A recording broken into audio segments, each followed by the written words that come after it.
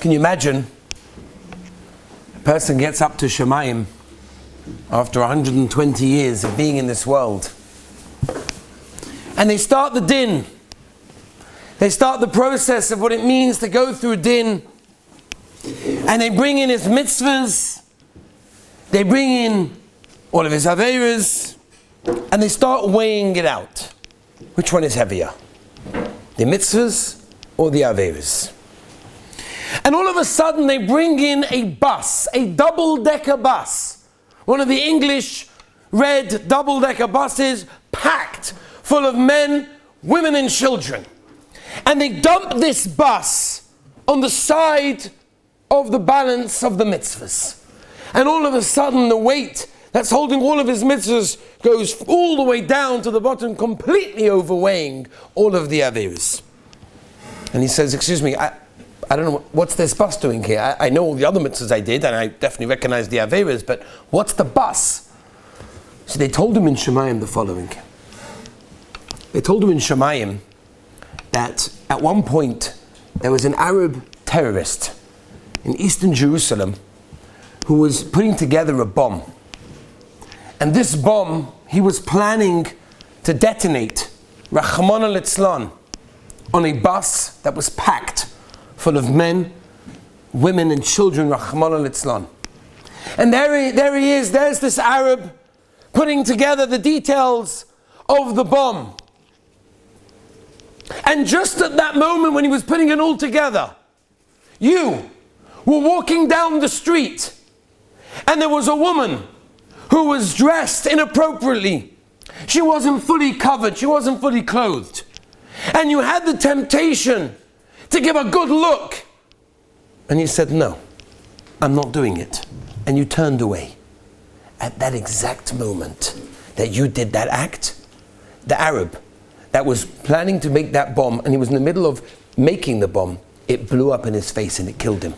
You saved all those men, women and children that were on that bus. You saved all of their lives, and you get every single one of their mitzvahs. The Toldos Aaron Rebbes and Sal used to bring over this Maisa. And I like to use it as a hakdama every year, because it's such a powerful Maisa. And it's something that sometimes we don't understand what this is. We don't understand the severity of what we're talking about, which Be'ez Hashem today is a little bit of a hakdama. Just a little bit of a tip of the iceberg introduction before we get down to the details. But we have no idea what this is good, what this is doing to us, and what this does to people around the world, whether we know about it or we don't know about it. I remember I discussed this with my Rebbe, I go in Rebbe Zul Orbach Shlita. Is this something I discussed by Rabbim? Is this something that we discussed in the Beis Medrash in front of the Olam? Or maybe this is more like a one-on-one? I said, absolutely. Discuss it. Outside, in front of everyone, as many people as you can. Rebbe Lopian Zatzal writes that he said the following mashal. He said, there was a fight between a wolf and a sheep. Little Shepsela is trying to run away from the wolf. And there's this wolf with its claws, with its teeth, dripping in juice, waiting to dig its claws into this little Shepsela to have a good feast. And he runs, and the little Shepsela is running. And eventually the wolf grabs hold of this little Shepsela and holds it, and little Shepsela is screaming and screaming. And eventually it's silent. Why is it silent? Because the wolf has the little Shepsela and a death hold. It's got its claws right in on the neck. If the animal moves just 1 inch, he knows it's all over. Says Rebbe Lopian Zatzal, right now, the Satan has us in a death grip. He has us in a death grip. Every movement, every moment that we move this way or that way can change things for eternity. I was trying to give this shir in front of boys that were off the derech. And they were interested in hearing these things. Very, very interesting. And a boy comes to me after the shir, he says to me, Rebbe, I don't understand. What is the Rabbeinu Shalom doing to us? What does he want from our lives? He puts it in front of us like it's the easiest thing in the world. What does the Rabbeinu Shalom want? So I'll tell you. The Heilige Chassam Sofer writes, very scary thought. He says right before Mitzrayim, right before the Geula, when Klal Yisrael, just before they got out, they got tested in a tremendous way. Says the Chassam Sofer, Kach is going to be the same way before the Geula now, before the Geula Shlema. The tzaddikim tell us that we're living in the generation right before Mashiach. It's right there. And right before Mashiach comes, the Rebbeinu Shalom gives us that final test. And that's this test.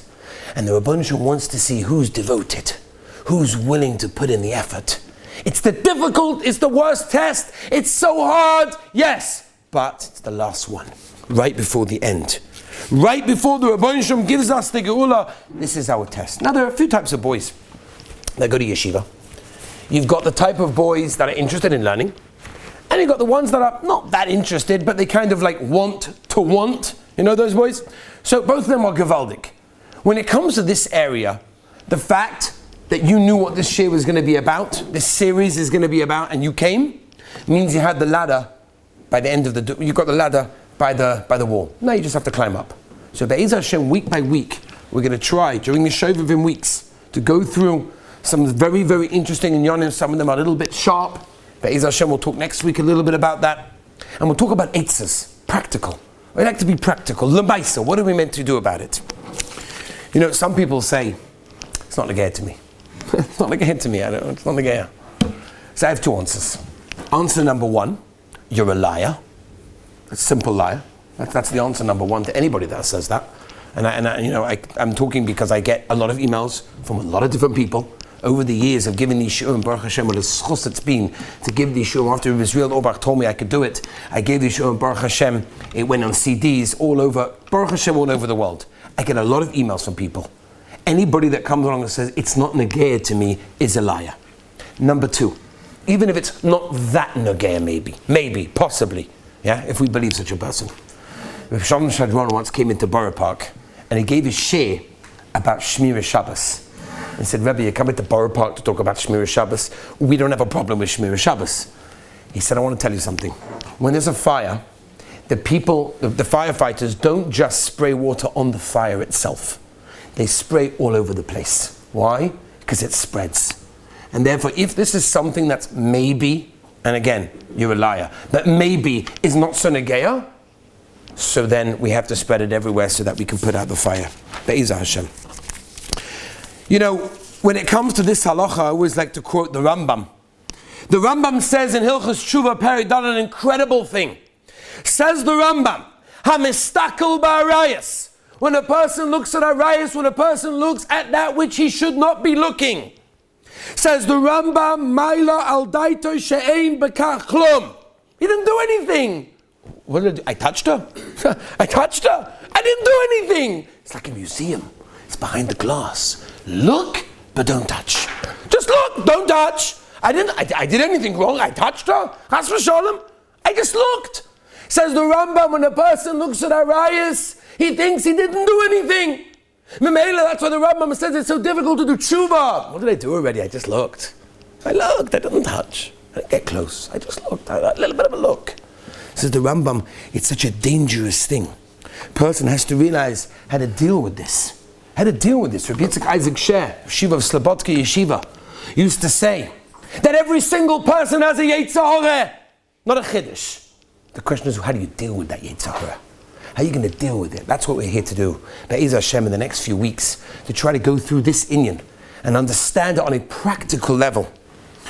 The Rambam says as follows.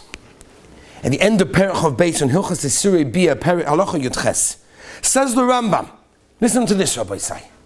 Ein lecha dava b'chol haTorah kula. There is nothing in the entire Torah shehu kosher l'rov ha'am that is difficult to most people. Ela lifresh min arayis, to distance, to separate from inyonei arayis. The Rambam says that. Asks the Prishan Even HaEzer Siman Chofei, I have a steer in the Rambam. Because the first Rambam says that nothing is harder for Rov B'nei Adam. And at the end he writes, Ruban begezel umiuton ba'arayis. Most people are busy with stealing, doing tricks, trickery, all sorts of business deals that maybe they shouldn't do. But a few of them do arayis. Says the Even HaEzer, says the Prisha, in Even HaEzer is the steer in the Rambam. First you tell me everyone, then you tell me a little bit. Answers the Prisha, Rabbi Say. Incredible idea. He says, for people that use this Yetzer Hara, it's the hardest thing to separate from. Once you're immersed in it, once you're in it, it's the hardest thing to separate from. But if you're not immersed, if you're not involved in it, then it's much, much easier. So the whole yesod over here is, and people sometimes ask, does it really help? It's true, it does help. I met a Yid in Lakewood a number of years ago who told me he heard these shiurim, and he said it killed him to try and to work on himself. But he said eventually it became the easiest thing in the world. He worked on it and it became easy. That's what the Rambam means. It says, Moshe Aaron Stern, Mashgiach of Kamenetz Yeshiva, the hardest part of Shmir Sanaim is the beginning. To start, just to get yourself started. Sometimes you've got to give yourself that extra push. Once you get past that stage, everything becomes a lot easier. I want to tell you a couple of facts which are a little bit old, but there's a reason why I'm specifically picking some of the old ones, just to tell you, people think it's not like, how bad is it, whatever. Let me just put things into perspective just for a moment, okay? The average person looks at his phone about 160 times a day. Approximately 160 times a day. You probably never counted it, but count it. It's about 160 times a day. That's about every 6 minutes.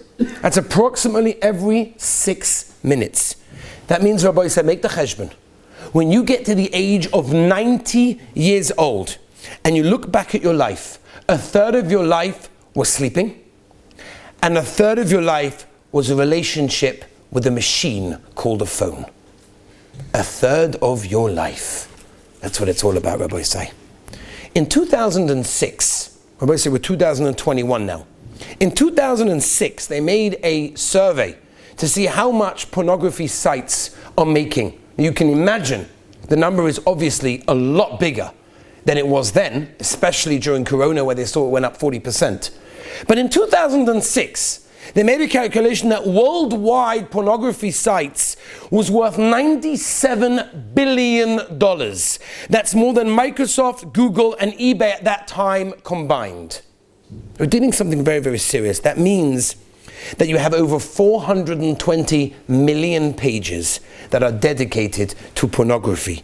Every 39 minutes a new video is created. 35%, this is 2006, Rabbi say, 35% of all internet downloads in 2016 were related to pornography.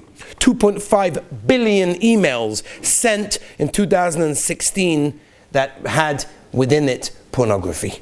We're dealing with something that is an incredible, incredible thing around the world. In fact, Bochum, and we'll talk about this, Bochum often think, all right, Beseder, I'm going to get married, and then everything will be fine.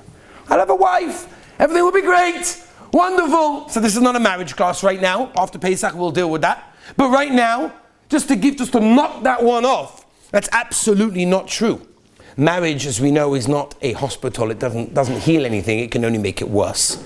Okay, now I've personally dealt with people in various places around the world who have been married with children, and some of them are even actually quite happily married, and they suffer with this problem because they never worked on it. They expected that once I get married, everything will be fine. Marriage is not a hospital. Marriage doesn't heal anything, and therefore a person has to realize now is the time to work on it. It's never too late. Even once you're married, you have to work on it, but never think that. I'll tell you an interesting thing. Dr. Jeffrey Satinova from Princeton University in 2013 wrote an article about pornography. And he says like this, and he writes in a magazine an incredible thing. He says it's as if we devised a form of heroin 100 times more powerful than ever before, usable in the privacy of one's own home and injected directly to the brain through one's eyes. This is a Goyish doctor who figured out that when a person watches and looks at that which he shouldn't, it's injected directly into the brain through his eyes. We'll see that Be'ezah show from Chazal, how much it affects you, and then the eye is the thinnest layer between the outside world and the neshama inside, which is incredible. I remember, I think it was about 2 years ago, maybe it was 3 years ago now, that I was invited to go upstate New York to give my haircut shiurim in many of the camps around America. So I got to see a lot about upstate New York, and there was an ice cream store there.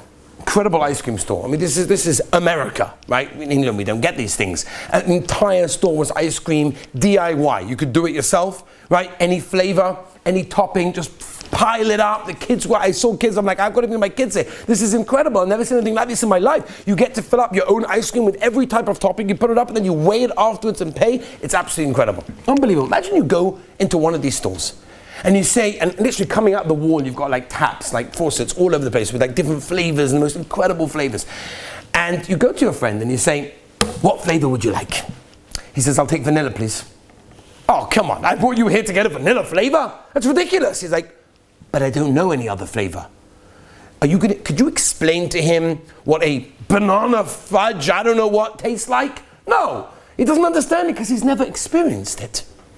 When a person has never experienced being free from this Yetzer Hara, or at least coping with the Yetzer Hara in a real way, he doesn't understand it.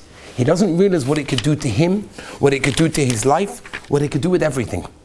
And a person has to realize, there are many problems in life. How are you going to deal with those problems? Are you going to run away from those problems? Or are you going to deal with them head on?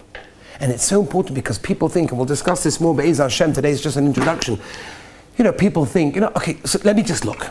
I'll just look. I haven't answered. Let me just look. So we always compare it over here to drinking salty water if you're thirsty. What happens? You eat something you get really, really thirsty. So you take a cup of salty water. What does it do?